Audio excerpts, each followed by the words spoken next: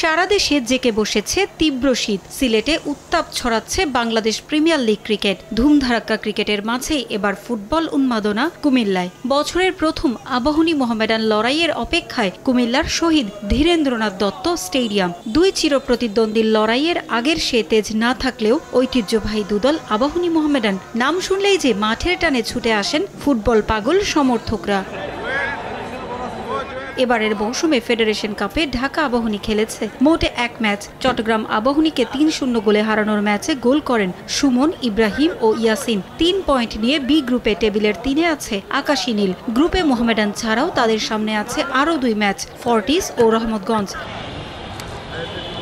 এবারের federation cup হবে IPL ও BPL এর আদলে। সেমিফাইনালের পরিবর্তে ২ গ্রুপের চ্যাম্পিয়ন ও রানার্স আপ দল খেলবে কোয়ালিফায়ার্স ও এলিমিনেটর ম্যাচ। তাই মোহামেডানের বিপক্ষে ম্যাচটা আসরে টিকে থাকার লড়াই ঢাকা আবাহনীর কাছে।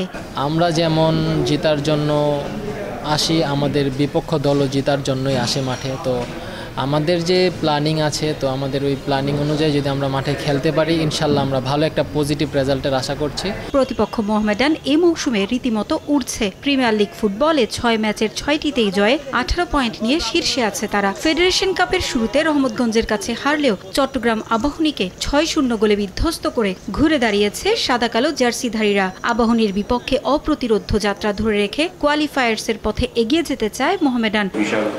একটা ম্যাচ মোহামেডান আবাহনী, এটা একটা ঐতিহ্যবাহী একটা লড়াই। খেলা আসলে কে জিতবে এটা বলা মুশকিল। তারপরেও আমরা চেষ্টা থাকবে আমাদের জয়ের জন্য মাঠে আমরা যাব। গেল ১৪ই ডিসেম্বর বাংলাদেশ প্রিমিয়ার লিগ ফুটবলে দুদলের সবশেষ ঢাকা ডার্বিতে মোহামেডানের কাছে ১-০ গোলে হেরেছিল আবাহনী।